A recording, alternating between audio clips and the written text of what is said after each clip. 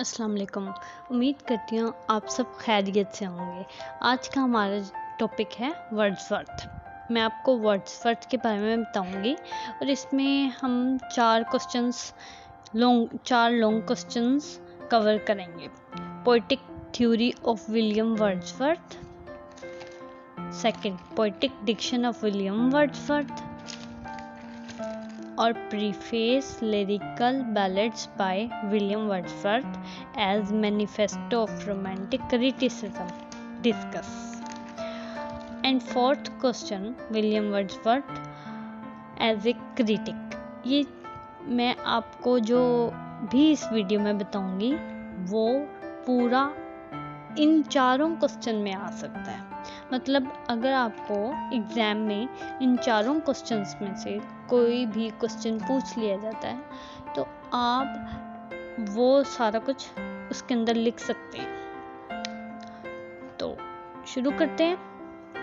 William Wordsworth conception of a poet is an important part of his theory of poetry present in preface to lyrical ballads.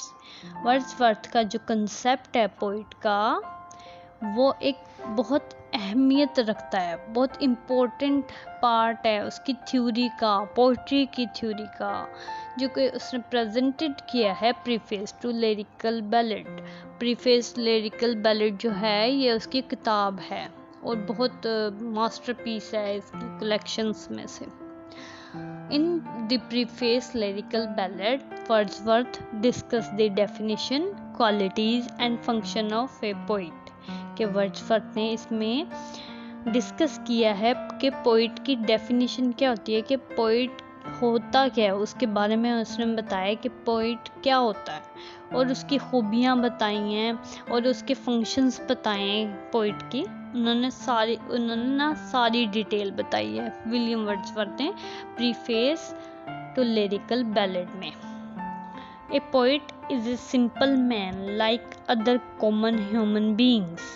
कि एक जो शायर होता है, एक पोइट होता है, वो एक सिंपल, एक आम आदमी होता है दूसरे आम लोगों की तरह।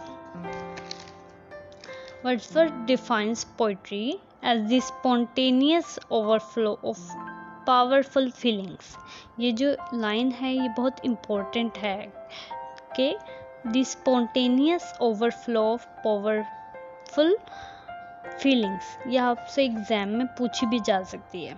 ये कि वर्ड्सवर्थ ने पोइट्री की जो डेफिनेशन बताई थी वो क्या थी, वो ये थी spontaneous overflow of powerful feelings. इतनी सी डेफिनेशन है, छोटी सी, कि जो हम पोइट्री है वो एक स्पॉन्टेनियस ओवरफ्लो है। किसकी? पावरफुल फीलिंग्स की यहाँ फीलिंग्स की जगह हम इमोशंस भी कह सकते हैं, क्योंकि एक ही बात है। ये उसने इतनी छोटी सी आसान सी डेफिनेशन बताई थी।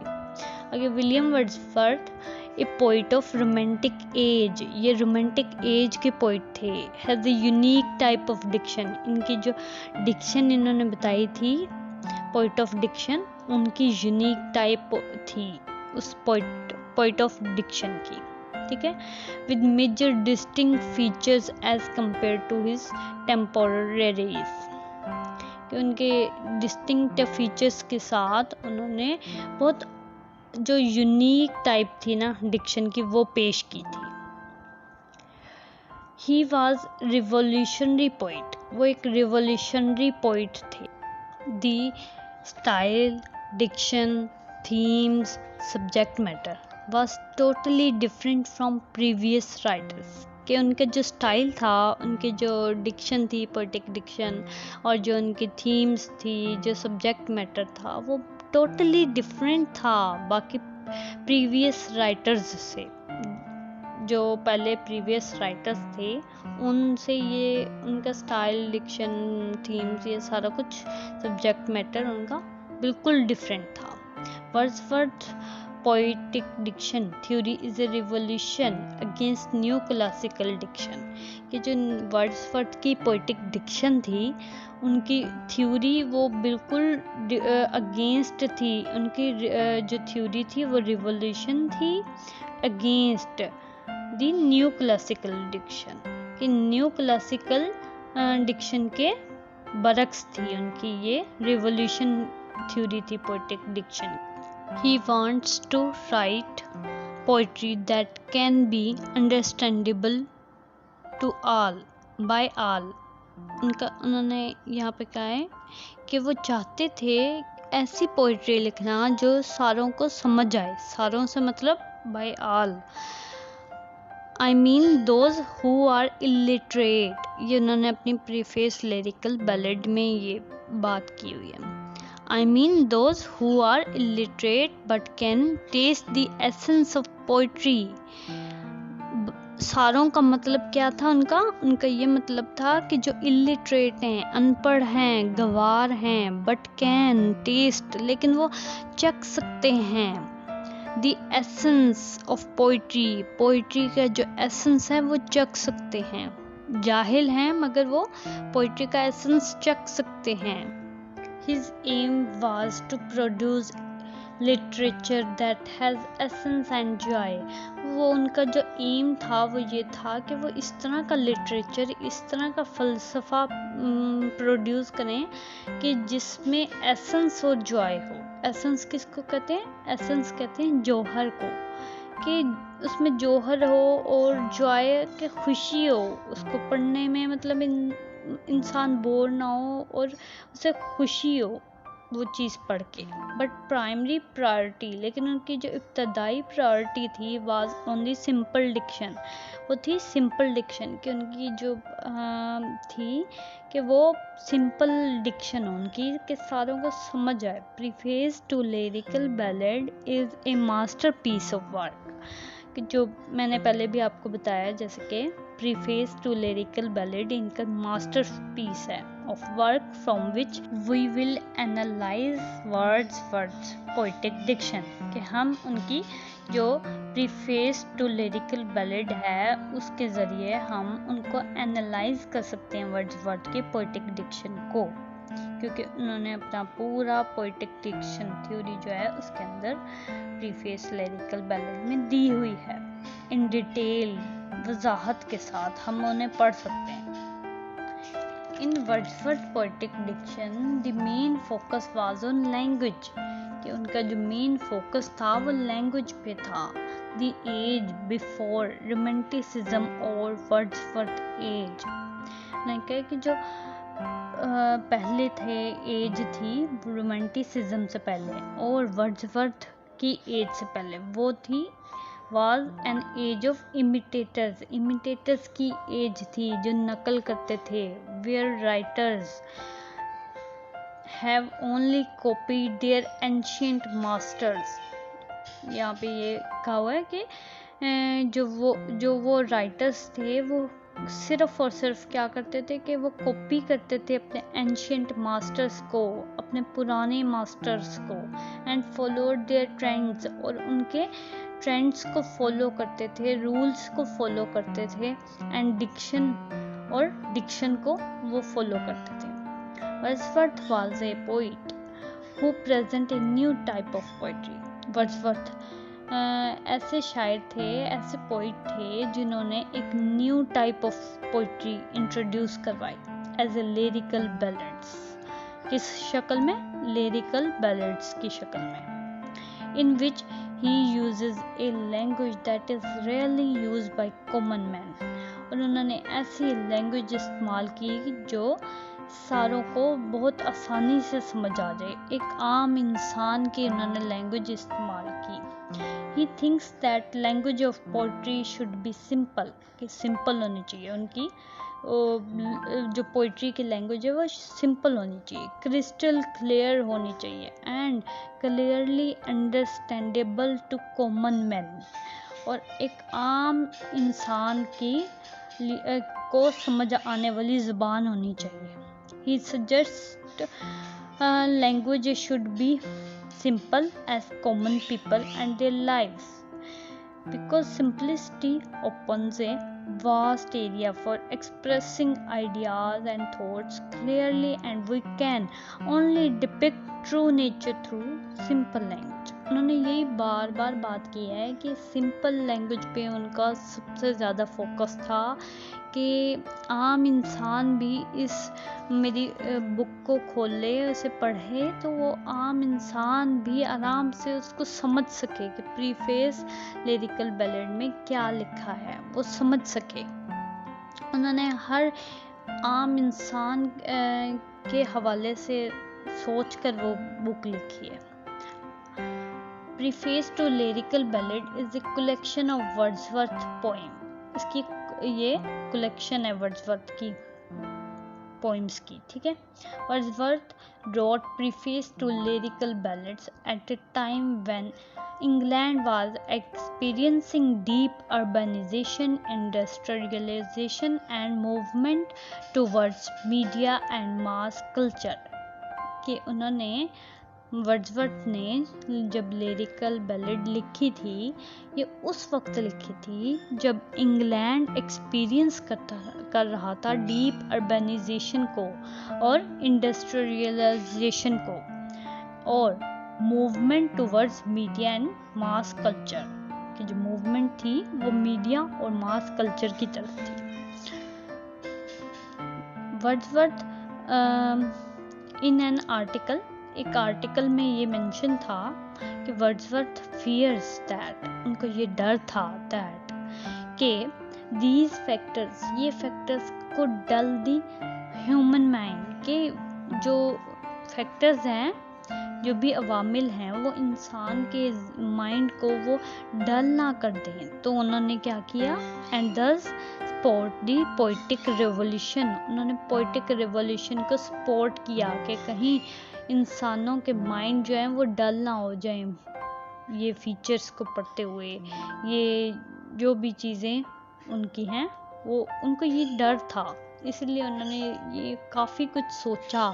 ये प्रीफेस लिरिकल बैलेड लिखने से पहले उन्होंने काफ़ी डिटेल में सोचा है, उसके बाद ये लिखे। फिर उन्होंने क्या, His frustrations with French Revolution took him away from notion of unreasonable emotion a decade before he wrote the preface to lyrical ballads that emotion should be recollected and proceed in peace before it is expressed।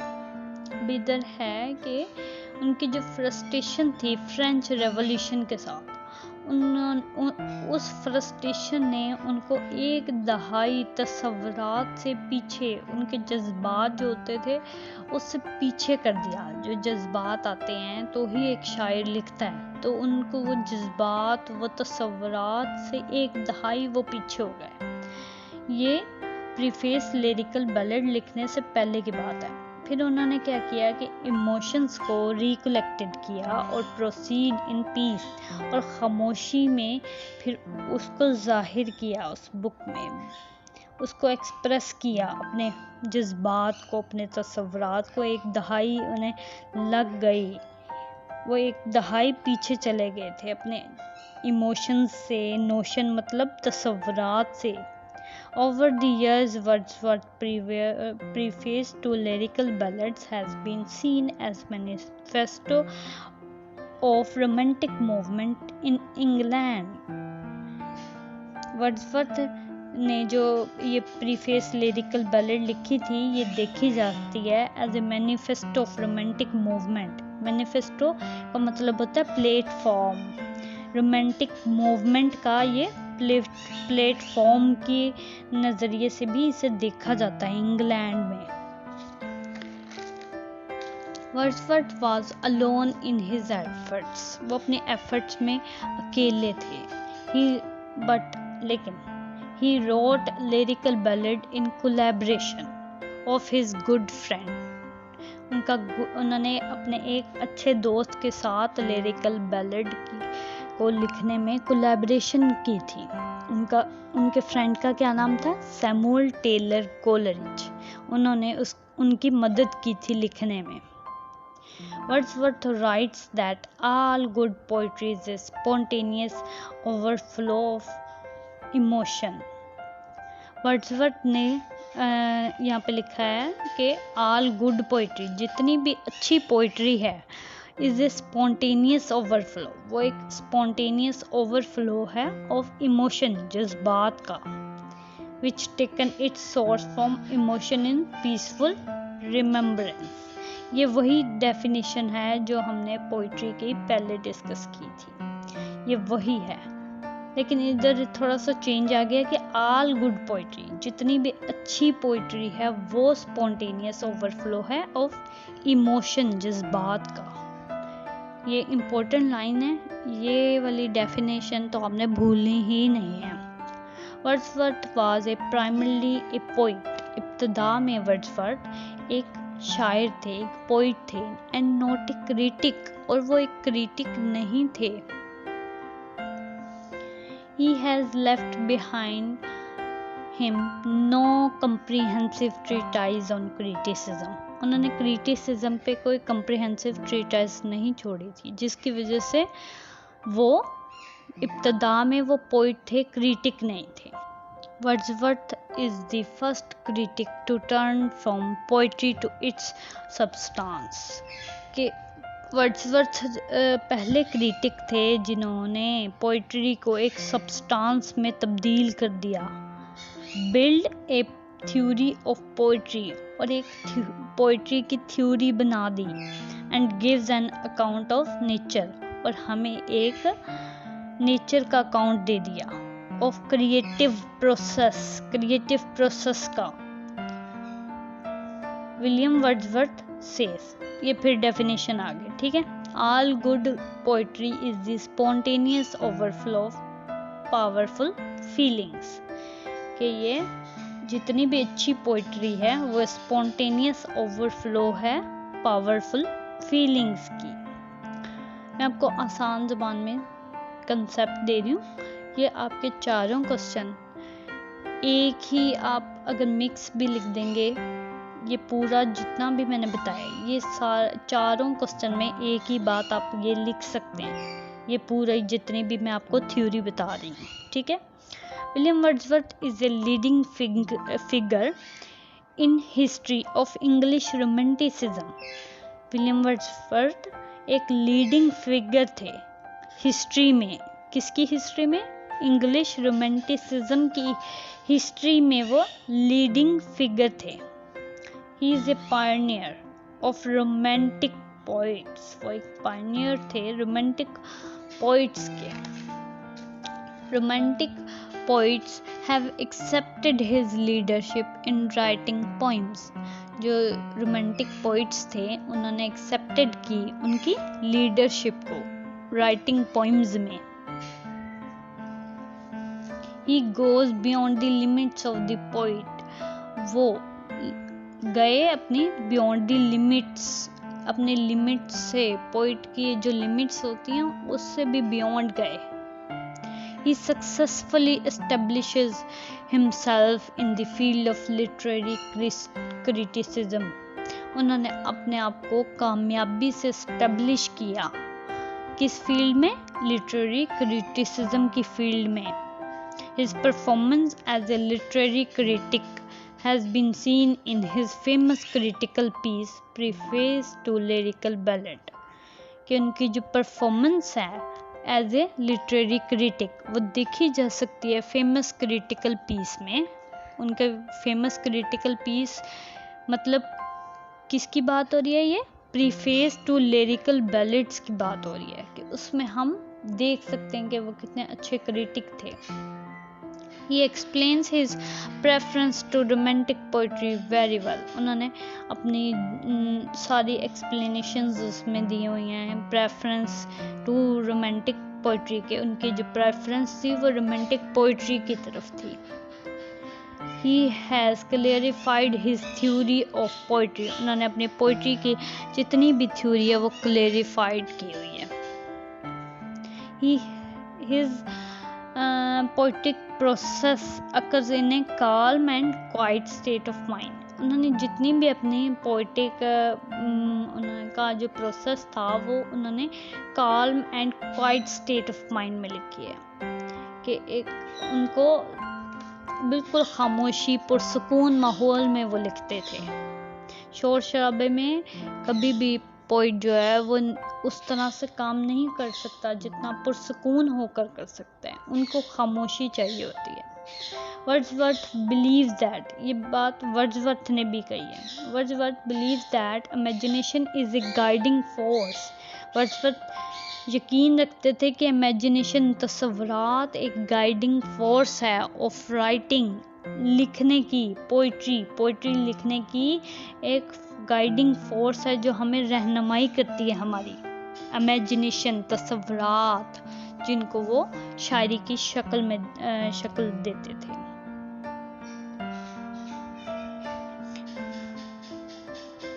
It is the essence of poetic creation too, और ये एक essence है, ये एक essence है poetic creation का।